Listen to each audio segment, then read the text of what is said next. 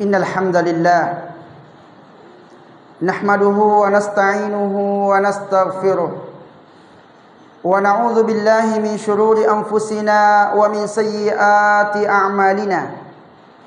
May yahdihillahu fala mudilla lahu wa may yudlil fala hadiya lahu.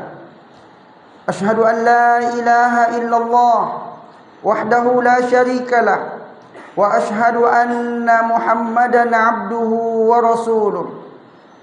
Ya ayyuhalladzina amanu taqullaha haqqa tuqatih wa la tamutunna illa wa antum muslimun. Ya ayyuhan nasu taqu rabbakumul ladzi khalaqakum min nafsin wahidah wa khalaqa minha zawjaha wa batha minhuma rijalan katsiran wa nisaa'a. Wattaqullaha alladzi tasaaluna bihi wal arham. Innallaha kana 'alaikum raqiba. Ya ayyuhalladzina amanu taqullaha wa qulu qawlan sadida yuslih lakum a'malakum wa yaghfir lakum dhunubakum wa may yuti'illaha wa rasulahu faqad faza fawzan 'azima.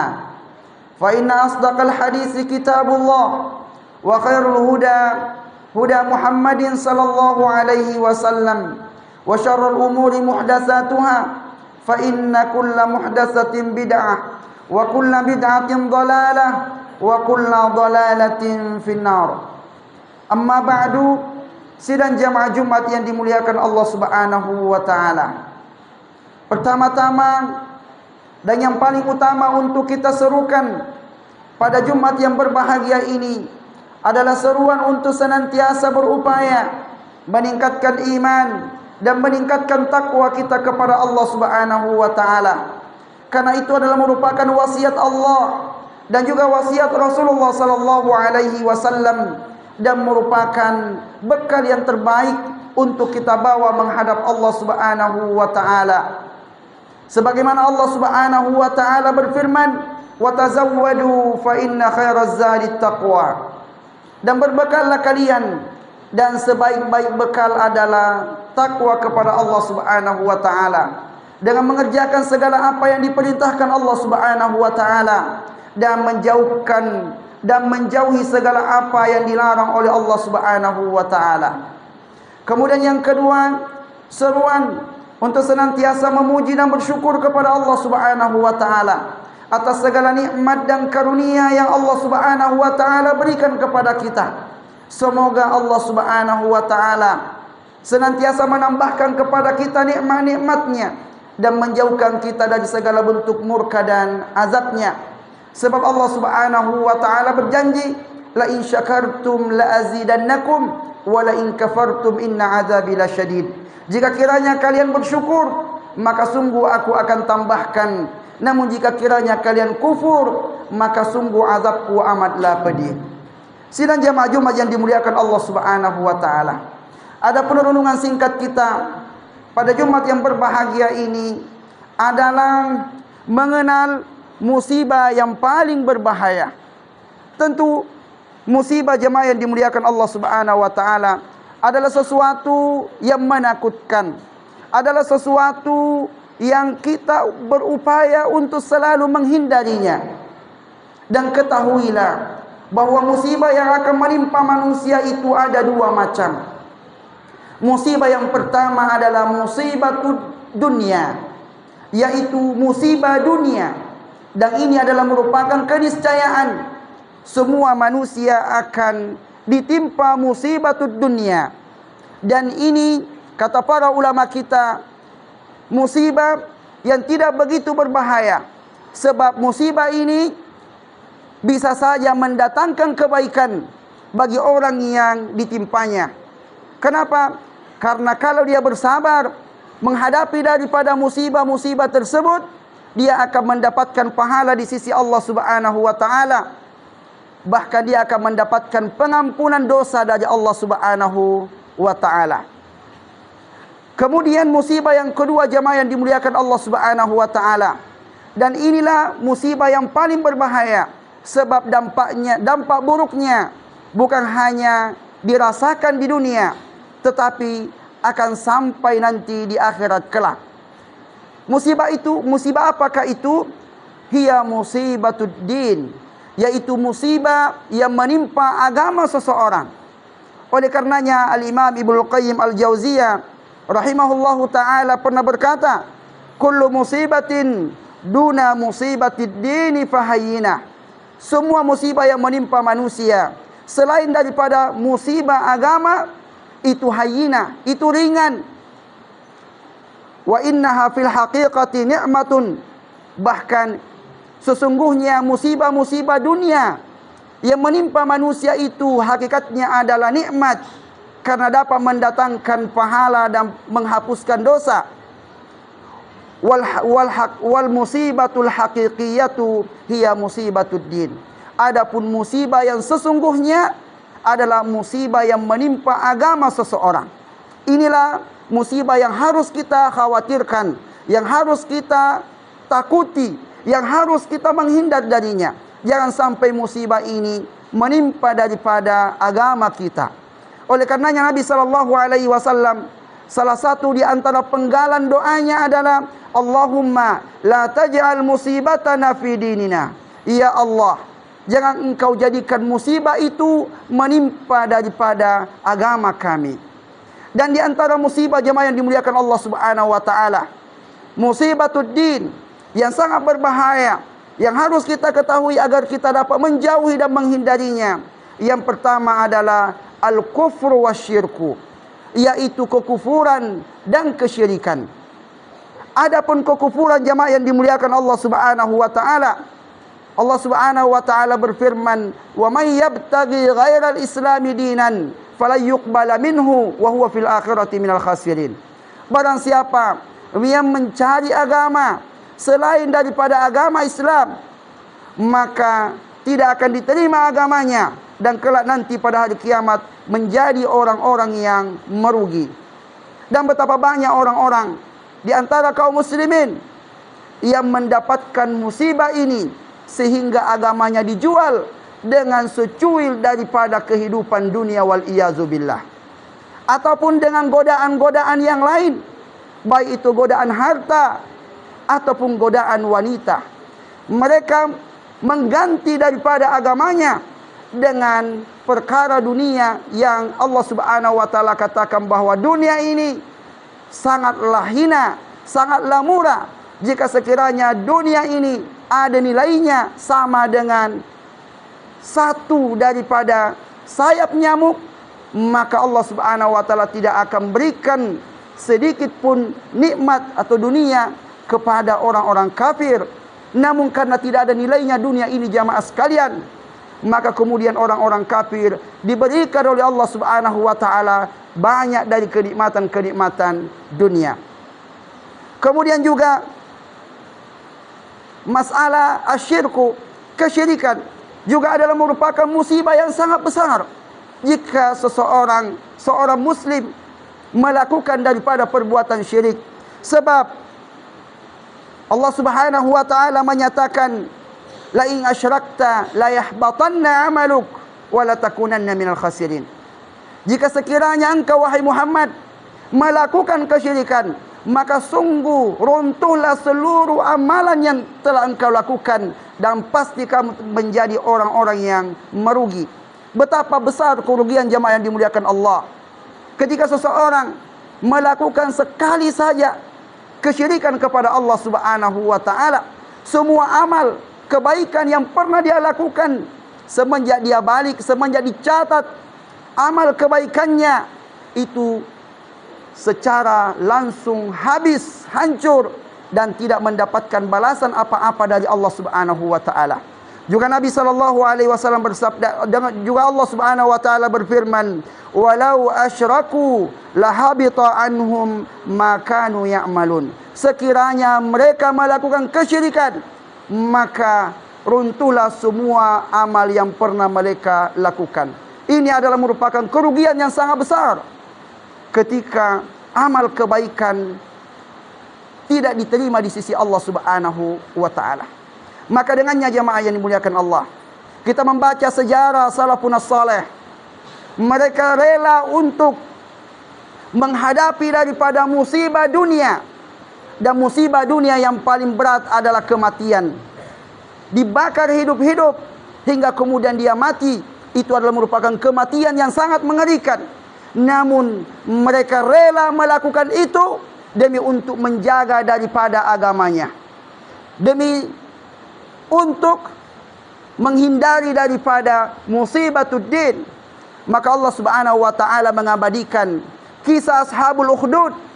Mereka orang-orang yang beriman yang dibakar hidup-hidup, dan mereka rela untuk dibakar hidup-hidup. Demi apa? Demi mempertahankan daripada keimanannya. Mereka tidak mau murtad, meninggalkan daripada agamanya, meninggalkan daripada agama tauhid. Kemudian juga kita membaca sejarah daripada sahabat-sahabat Nabi sallallahu alaihi wasallam, mereka disiksa, bahkan mereka dibunuh, dan mereka tetap mempertahankan daripada tauhidnya.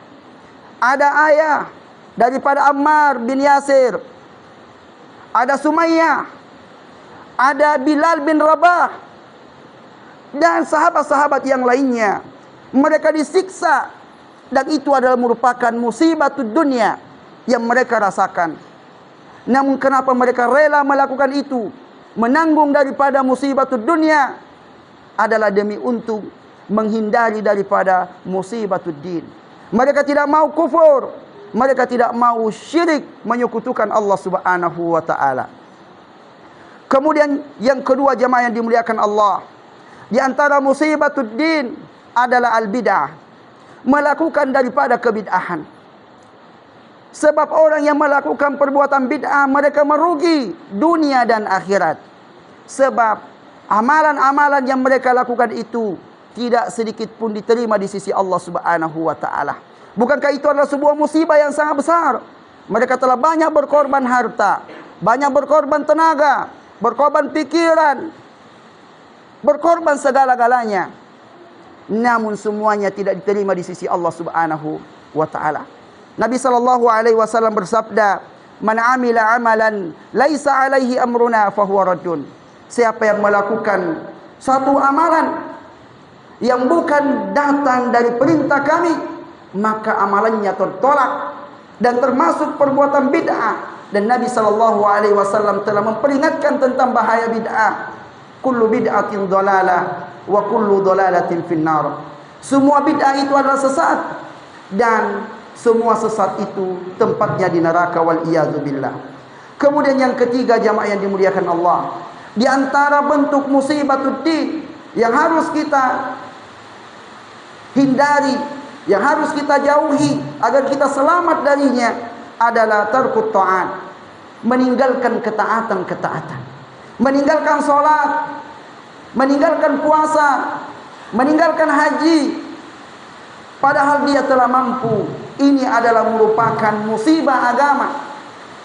Nabi sallallahu alaihi wasallam telah bersabda, membuat untuk kita sebuah perumpamaan kerugian bagi orang yang meninggalkan salat. Nabi SAW mengatakan, "Allazi tafutuhu salatul asri." Orang yang tertinggal melaksanakan salat asar, ka'annama wutira maluhu wa ahluhu. Orang itu seakan-akan habis, hilang semua harta dan keluarganya. Maksudnya apa, jamaah yang dimuliakan Allah? Jika sekiranya seseorang memiliki rumah yang sangat besar dan semua hartanya ada di dalam rumah itu, begitu juga semua keluarganya ada di dalam rumah itu, lalu kemudian rumah itu tiba-tiba hancur, terbakar, tak menyisakan sedikit pun harta, tak menyisakan satu pun keluarga, bukankah itu adalah sebuah musibah yang sangat besar jika ditimpa oleh seseorang? Namun kata Nabi SAW, orang yang meninggalkan salat asar, satu kali salat saja, salat asar, maka musibahnya lebih besar daripada orang yang terbakar rumahnya, habis hartanya, habis keluarganya. Bagaimana jika sekiranya dia meninggalkan 2 salat, 3 salat, 4 salat, bahkan berhari-hari berbulan-bulan, bertahun-tahun dia tidak melaksanakan sholat. Bisa kita bayangkan jamaah sekalian, betapa besar musibah yang menimpa dirinya.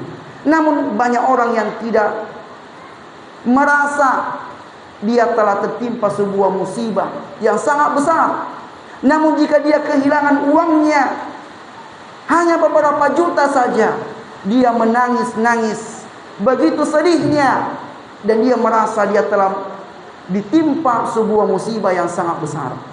Bahkan Nabi SAW menceritakan kepada kita bahwa orang yang melaksanakan salat 2 rakaat sebelum salat subuh, maka pahalanya lebih baik daripada dunia dan seisinya. Bagaimana dengan orang yang tidak melakukan itu? Bukankah itu adalah sebuah kerugian yang sangat besar? Yang kalau saja mobil terbakar, rumah terbakar, itu bagian kecil dari dunia ini. Namun kita tidak merasa merugi ketika tertinggal daripada 2 rakaat sebelum salat subuh itu. Kalau kita menyadari itu jamaah yang dimuliakan Allah Subhanahu wa taala, maka kita akan bersedih dan kita akan merasa rugi. Kenapa? Karena kita telah tertimpa musibah yang sangat besar. Namun banyak orang yang tidak menyadari tentang hal ini. Salat berjamaah, orang yang tertinggal salat berjamaah itu jamaah sekalian, para salafun saleh dahulu, mereka merasa sangat merugi ketika mereka tertinggal salat berjamaah. Sahabat Umar bin Khattab radhiyallahu taala anhu pernah tertinggal 1 kali salat berjamaah asar. Sebabnya apa?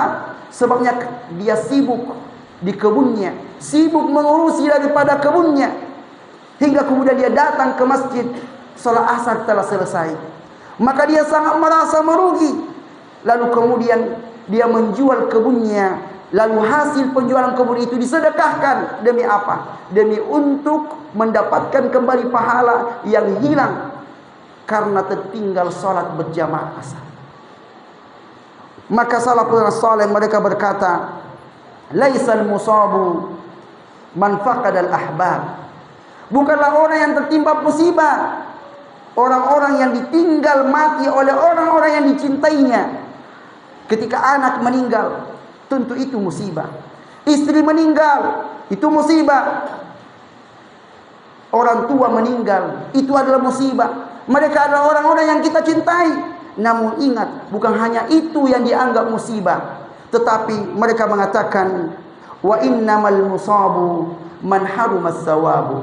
Tetapi orang yang tertimpa musibah itu adalah orang yang terhalang darinya mendapatkan pahala dari Allah Subhanahu wa taala.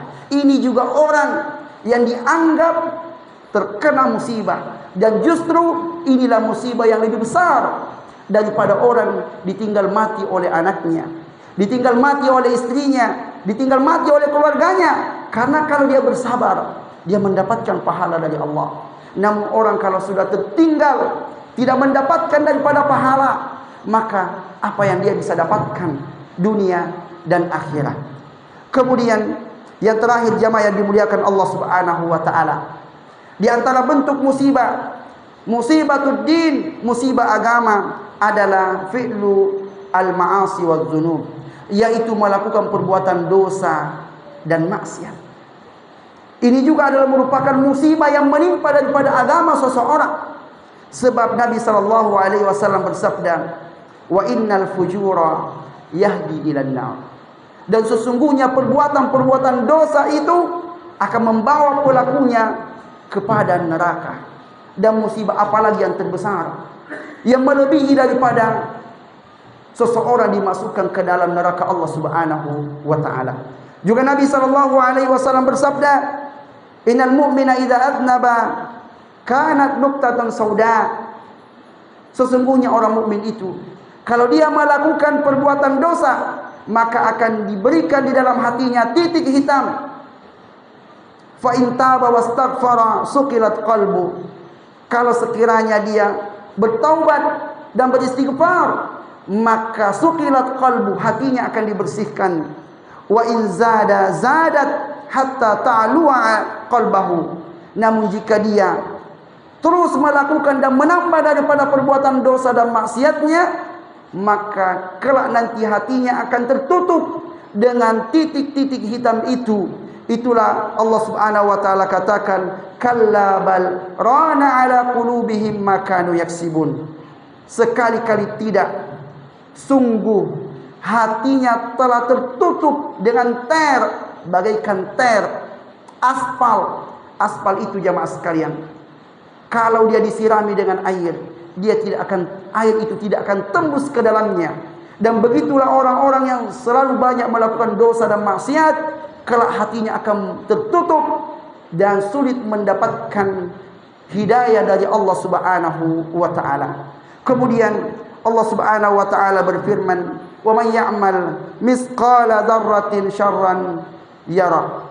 Barang siapa yang melakukan satu perbuatan buruk, walaupun itu hanya sebesar biji zarrah, maka pasti dia akan melihat balasannya. Menunjukkan bahwa setiap kali seseorang itu melakukan perbuatan dosa dan maksiat, maka dia telah menimpakan pada dirinya musibah yang sangat besar, yang akan dia rasakan buruknya daripada musibah ini di dunia dan terlebih-lebih lagi nanti di akhirat. Barakallahu li wa lakum fil Qur'anil azim wa nafa'ani wa iyyakum bima fihi minal ayati wa dzikril hakim wa taqabbalallahu minni wa minkum innahu huwas samiul alim.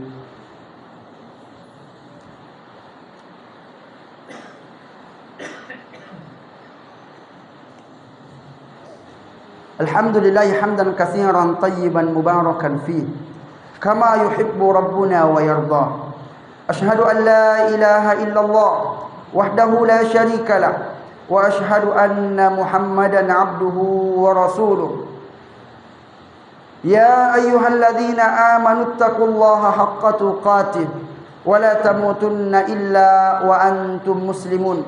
Wa'lamu anna Allaha amarakum bis salati was salami 'alan nabiyyi faqala ta'ala inna Allaha wa malaikatahu yusalluna 'alan nabiy ya ayyuhalladzina amanu sallu 'alaihi wa sallimu taslima. Allahumma salli 'ala Muhammad wa 'ala ali Muhammad kama sallaita 'ala Ibrahim wa 'ala ali Ibrahim innaka Hamidum Majid. Allahumma barik 'ala Muhammad wa 'ala ali Muhammad kama barakta 'ala Ibrahim wa 'ala ali Ibrahim innaka Hamidum Majid. Allahumma ighfir lil muslimina wal muslimat wal mu'minina wal mu'minat al-ahya'i minhum wal amwat innaka sami'un qaribun mujibud da'wat ya qadiyal hajat. Allahumma arinal haqqa haqqan warzuqna ittiba'ah wa arinal batila batila warzuqna ijtinaba. Rabbana zalamna anfusana wa illam taghfir lana wa tarhamna lanakunanna minal khasirin.